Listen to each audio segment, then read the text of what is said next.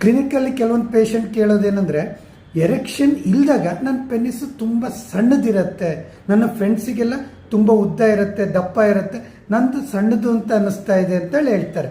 ಇದಕ್ಕೆ ಕೆಲವೊಂದು ಕಾರಣನೂ ಇದೆ. ಒಂದು 35 ಇಯರ್ಸ್ ನಂತರ ಅಂದರೆ ಏಜ್ ಆಗ್ತಾ ಆಗ್ತಾ 1% ಟೆಸ್ಟೋಸ್ಟಿರೋನ್ ಕಡಿಮೆ ಆಗ್ತಾ ಹೋಗುತ್ತೆ. ಪೆನ್ನಿಸ್ ಸೈಜ್ ಅಥವಾ ಆಕಾರದಲ್ಲೂ ಚೇಂಜಸ್ ಇರುತ್ತೆ.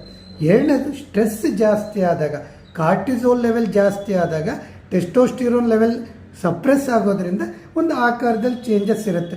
ಟೊಬ್ಯಾಕೋ ಇರ್ಬೋದು ಅಥವಾ ಸಿಗರೆಟ್ ಇರ್ಬೋದು, ಅಡಿಕ್ಷನ್ ಜಾಸ್ತಿ ಆಯಿತು, ಆವಾಗ ನಮ್ಮ ಒಂದು ವ್ಯಾಸ್ಕ್ಯುಲರ್ ಅಂತ ಹೇಳ್ತೀವಿ, ಆರ್ಟ್ರೀಸಲ್ಲೆಲ್ಲ ಬ್ಲಾಕೇಜ್ ಅಂತ ಆಗುತ್ತೆ, ಸೈಜಲ್ ವೇರಿಯೇಷನ್ ಆಗುತ್ತೆ.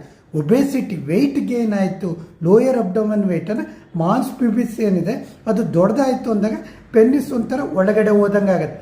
ಜೊತೆಗೆ ಸೆಕ್ಷುವಲ್ ಆ್ಯಕ್ಟಿವಿಟಿ ಕಡಿಮೆ ಆದಾಗೂ ಈ ಥರ ಆಗುತ್ತೆ. ಮೇಯ್ನ್ ಇದನ್ನು ಮೇಂಟೈನ್ ಮಾಡಬೇಕು ಅಂದರೆ ಲೈಫ್ ಸ್ಟೈಲ್ ಚೇಂಜಸ್ ಇರಬೇಕು. ಎಕ್ಸಸೈಸು, ಫುಡ್ ಹ್ಯಾಬಿಟ್ಟು ಮತ್ತು ಸ್ಲೀಪಿಂಗ್ ಅವರ್ಸ್ ಇದು ಚೆನ್ನಾಗಿತ್ತು ಅಂದರೆ ಟೆಸ್ಟೋಸ್ಟಿರೋನ್ ಲೆವೆಲ್ ಇಂಪ್ರೂವ್ಮೆಂಟ್ ಆಗುತ್ತೆ. ಆದರೂ ಅದು ಆಕಾರದಲ್ಲಿ ಏನು ಚೇಂಜ್ ಆಗಲಿಲ್ಲ, ತುಂಬ ಭಯ ಇತ್ತು, ಒಂದು ಡಾಕ್ಟ್ರನ್ನ ಕನ್ಸಲ್ಟ್ ಮಾಡೋದು ಒಳ್ಳೆಯದು.